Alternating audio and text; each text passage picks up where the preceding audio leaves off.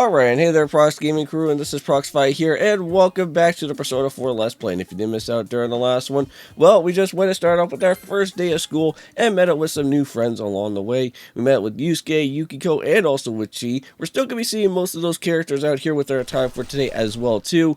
And, now, within these two videos for today, not only are we going to be doing our time out here with just everything of Persona 4, but we're going to be going and doing some more of what Ni no Kuni, the Wrath of the White Witch is going to be all about. We're still going to be having to go and do some more exploring around within the fairy grounds and see a little bit more about what Drippy's place is going to be all about. Now, just want to go and point this out to you guys because I don't think I ever went and point this out to you guys in the other two videos that happened before in Persona 4, but I will be switching over to Persona 4 Golden onto the Nintendo Switch. I just have to wait until I get my digital code, and then once I do go and get that, we will be transitioning everything over to the Nintendo Switch and playing from there. And I think that should be a much better experience. And I don't know if throughout the school, if like any of the school questions and answers are going to be a little bit different or anything, but we'll have to see what happens when we get there.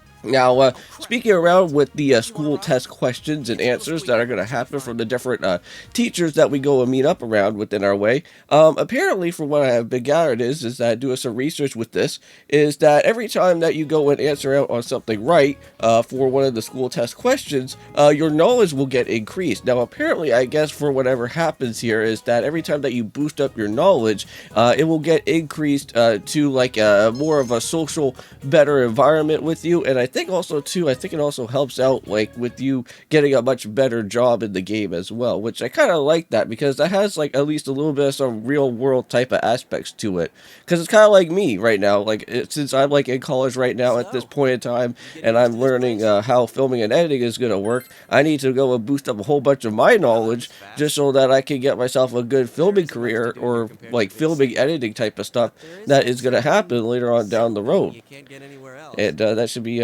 interesting indeed. Now, I don't know if I already went and said this as well too, but within the next video, we are going to be diving into what the Midnight Channel is going to be all about here within this game. And I believe throughout this episode for today, Chie is actually going to go and explain a little bit about how this whole Midnight Channel thing is supposed to work.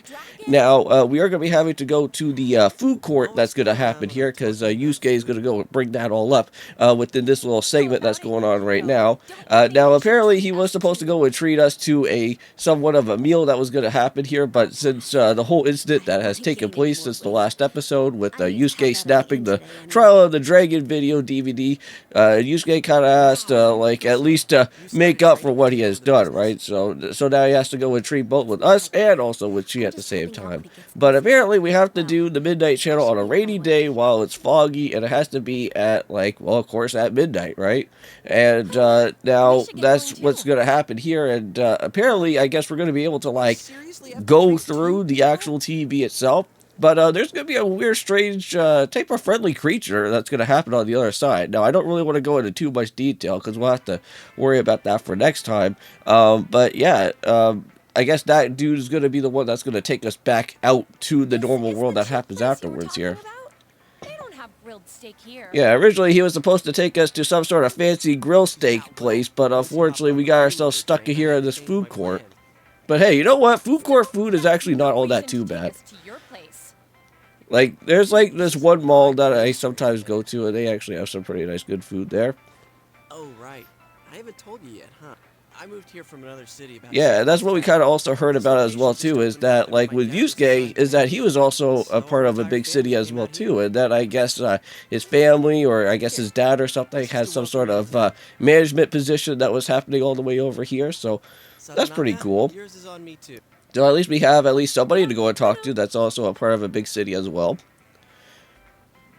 Now, I want to say that the next episode is going to be a little bit longer than what this episode is all about. I actually had to kind of split both of these type of videos all at half with each other, because originally this video was going to be almost like 40 minutes long, and I didn't realize that that during the part where you could actually go and save is that the next segment that happens within the next type of mission that is happening with us having to go and head off to where that other dimension is going to be is going to take like a really long time for us to try to get on out of that area. But I guess there's another familiar character, I guess, that's popping up around over here. And I think her name is Saki. I think that's what her name, or for what her name is. And I guess apparently Yusuke actually knows about who she is. Now, there's something really suspicious within this lady here, because later on we're going to be learning something from what the news broadcaster people are going to be talking about. And I don't know if you guys are going to be able to hear it through the actual gameplay audio that's going to happen, but her voice is going to be like all distorted and everything. Now, I'm not really too entirely certain if it's just because that she doesn't want to get shown out on camera, and they kind of have like to distort her voice, or if there is probably probably she is like getting possessed by some sort of random ghost creature or something, or whatever. But like it's a really weird, strange type of effect that happens later on later on after this. Why'd I leave school early yesterday? And I believe Sasuke is going to also go and introduce herself to us as well, because she's going to find out that we're the new transfer student that showed up all the way over here to Inaba. And now, if you guys don't know, I did tell you guys that I am a little bit under the weather right now. At least the good thing is that I do have some good news about my sickness. I don't have a runny nose anymore, so I don't have to go and completely blow my nose at any point in time. It's just that now, unfortunately, I just have a very sore throat at this point, and I just have I'm just like coughing like almost like all the time. So I'm trying to withstand myself. I'm not trying to cough within this video, and so far, like halfway throughout this episode, I have not coughed yet. So crossing my fingers that I do not do that here within this video, because if I do cough at least once, then this whole video is gonna have to be completely restarted back from the beginning, because I really don't like it when I have to cough and have all that type of problems. And unfortunately as well too, with the microphone that I actually do have here, it's kind of hard to like hit the mute button every time, so it's not like I'm going to be like trying to use my Blue Yeti or anything. Now if I did have like my Blue Yeti on with me, then that would be perfect, but yeah, unfortunately I have to kind of deal with my boom arm mic that I kind of have to work around with. Senpai says I'm annoying, but she's even nosier than me. She has a younger brother, and I guess with Sasuke's younger brother, well, basically treats him the same exact way as well too. Daughter of a local family-run Well. liquor store and the scion of the invading chain, the flame of forbidden love. And now he's starting to blush. He knows that he likes that girl. Really? Oh man. Well, I know just the thing to cheer up that lovesick heart. You ever hear of the So here we go. So now this is where she's going to start going and talking about how this whole midnight channel thing is going to work. Yeah, so apparently if we stare at the TV, apparently there's going to be somebody that looks almost familiar to somewhat like us, but that becomes like somewhat of our soulmate, which that seems very interesting, all in all. Excited over such a childish urban legend like that. Childish, huh? You don't believe it, do you? Well, again, it's ghosts and other paranormal activity, right? People sometimes don't normally really ever believe with paranormal activity all that too much. I know that my grandpa does, but most of my other family members don't really believe that ghosts are real. Wow. I'm trying to remember the last time I heard something this stupid. Let me know in the comments down below. Do you guys think that ghosts are actually real? To me, I think it's kind of half and half. Like, you know, like I've seen different videos and other things of other paranormal activity and other things of that type of nature out on here. And sometimes there is some videos that do kind of feel like almost like it's somewhat realistic in a way. Because like there is some unexplainable events that do sometimes happen. But again, you can never really ever get to tell what happens throughout the camera, right? But I guess it's just everybody's own interpretation about what they kind of think about what's real or what's not. Alright, yeah, and Dojima's still off and still doing his detective work as always, so we still don't really know exactly what's going to be happening from here yet. Oh, well, finally he's back home now after that type of scenario that he had to go and deal with from before, right? With the dude and the antenna situation. Did anything happen while I was out? No, you're late again. I'm sorry. Been busy at work. Yep, it's always at work like always. Sometimes some people have to do some overtime. And even when he's a detective, sometimes he always has to do overtime work.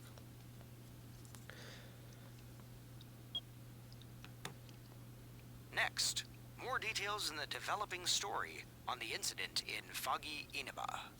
Announcer Mayumi Yamano's dead body was found hanging above a house in this isolated. Yeah, so they're still going to be talking about more about with that whole announcer lady still. Had been involved in an That's still affair happening with from our Taro time. Namatame, husband of enka singer Misuzu Hiragi. And I would probably recommend that probably after this point, like after once this little like news broadcasting system like happens from here, you may potentially want to go and save because like at some point you may probably not even have the option to save just yet because of just how long the segment's going to be.